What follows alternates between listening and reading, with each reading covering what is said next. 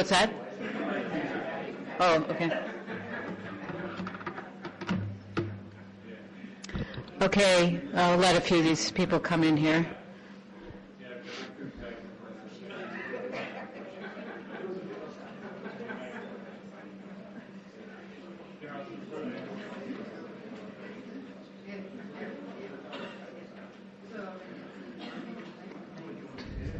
Okay, I'm going to try this again. So welcome to the NCIRD seminar series.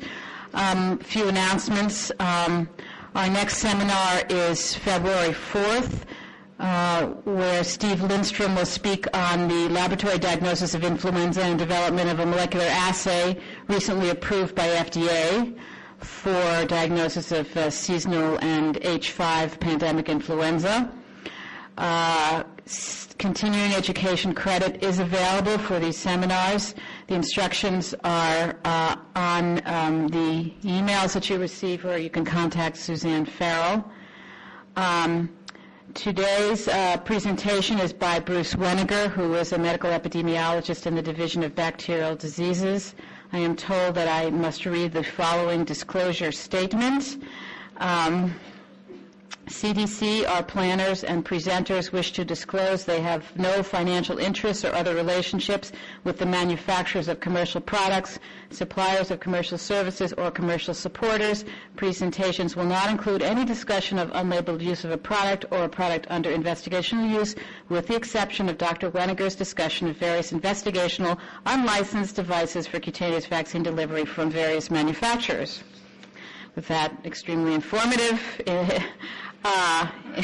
introduction, I would like to turn the floor over to Bruce, who has, I will say, an extremely long and illustrious history working in this area, and I'm looking forward to sort of an extremely rich discussion of this sort of very important and interesting in many aspects area.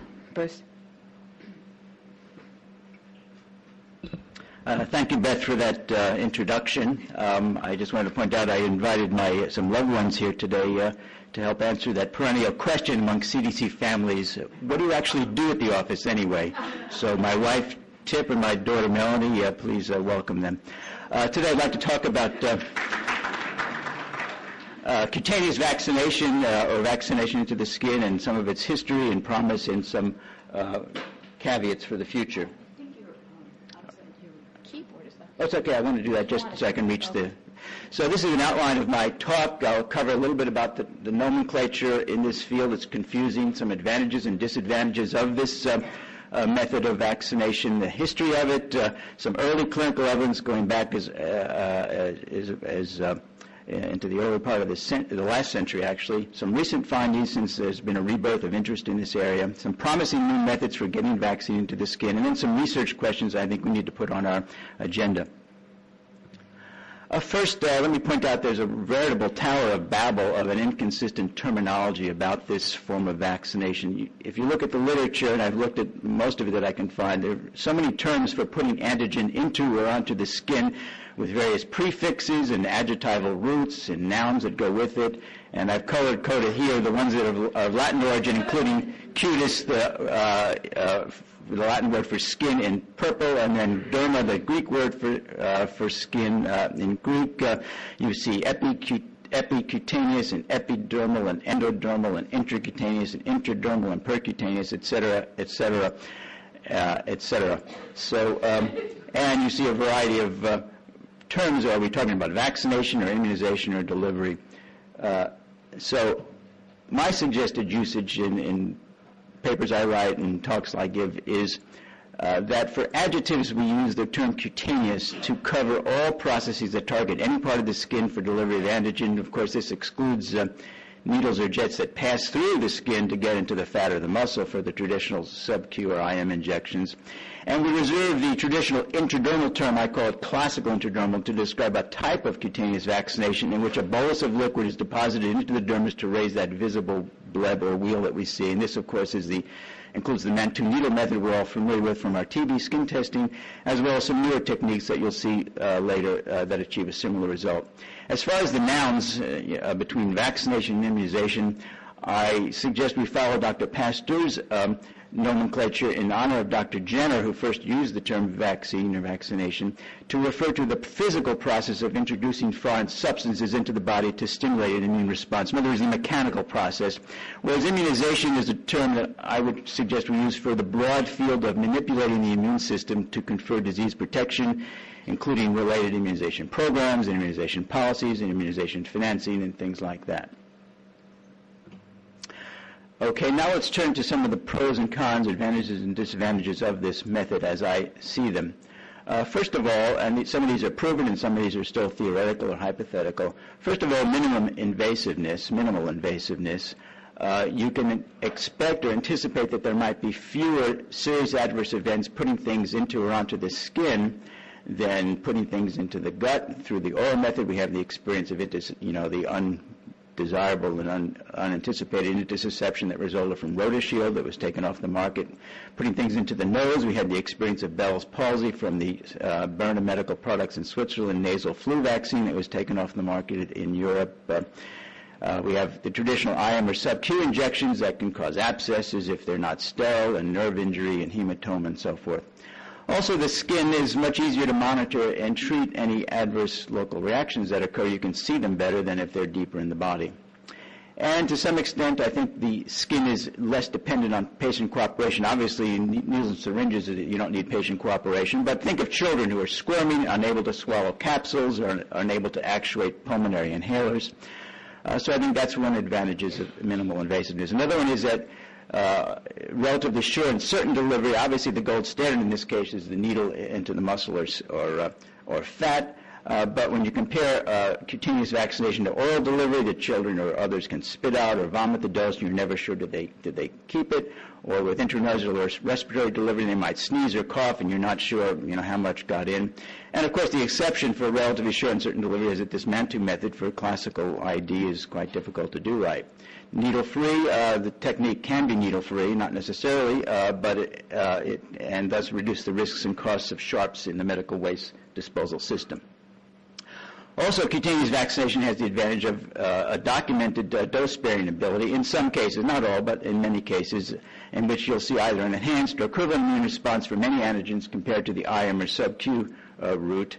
And so you can imagine protecting larger populations of people when vaccine is scarce or expensive. Also, the skin has a large surface area for simultaneous vaccination. If you put something on the right leg and something on the left arm, they're perhaps less likely to compete by not going to the same draining lymph nodes in comparison to oral or intranasal or respiratory routes that are all in that same narrow part of the body. So there may be antigen interference as well, and that's obviously a hypothetical concern. The disadvantages, of course, of cutaneous vaccination is that it's difficult to do the Mantoux method well. I can give you the example. Those of you in uniform know that we used to have to get TB skin tests every year unless you got 2 in a row for 2 consecutive periods, less than 2 months. And here at the Occupational Health Clinic in this mecca of public health, in both years they failed to raise the bleb. I wasn't going to say anything. I didn't want to hurt anyone's feelings, but it was not a proper Mantoux method here in the mecca of public health. So also another disadvantage is that there may be increased local reactions from irritating vaccine components I'll talk about later, such as adjuvants that make it really impossible to use in the skin. And of course, some of these technologies are new and thus will be likely at high cost.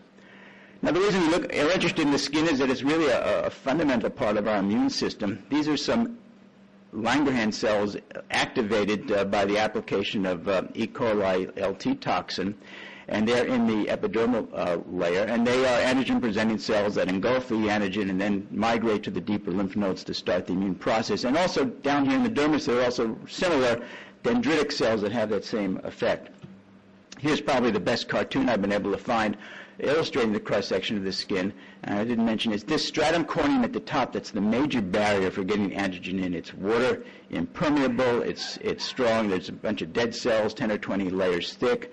That is the biggest problem in getting vaccine to the skin. We're trying to get it either here into the dermis in this sort of purple area here, or into the epidermis, or just below it here, the top part of the dermis, and that's sort of where the action is. And if you can stay in this upper layer, you're not going to be hitting the nerves and other things that are going to cause pain. Now, another reason for interest in cutaneous vaccination, as I mentioned earlier, is the dose-sparing ability. And the three next slides, this one included, are research agenda put out by WHO. The next you'll see was HHS, and then finally CDC, calling for research into intradermal injection as a potential dose-sparing ability and to avoid the problems with needles and syringes. This is the HHS influenza plan from, what year is this now?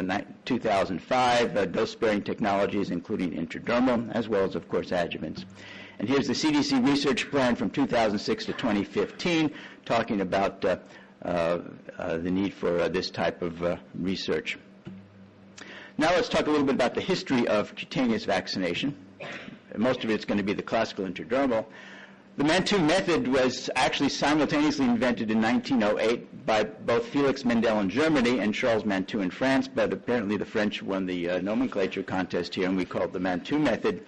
Originally for TB skin testing and vaccination. You're all familiar with the fine gauge needle that goes in, bevel up, parallel to the skin, and you leave this bolus. You've got to be below that basement membrane, or it just sort of drips out, and that's the tricky part, getting below the basement membrane so the wheal occurs, but not so deep you get into the fat. And the advantages of this method is, of course, we've been using existing off-the-shelf vaccines without changing their formulation to deliver things intradermally, either because that's the traditional method or because it works as well and you can avoid the sub-Q or IM delivery dose. And another one I already mentioned is about the potential for an enhanced immune response that permits dose sparing. The disadvantages I already mentioned: it requires training, skill, time, and there are dangers, local reactions from irritating ingredients, and it's uncomfortable and painful. Now here's some early tools for cutaneous smallpox vaccination. Actually, the first small variolation went into the nose by the Chinese, but the first use of vaccinia was by various methods in which you were trying to scrape the skin, scrape that layer of the stratum corneum off to get the virus to grow. This is a vaccinal style and rotary lancet lent to me by D.A. Henderson for this photograph.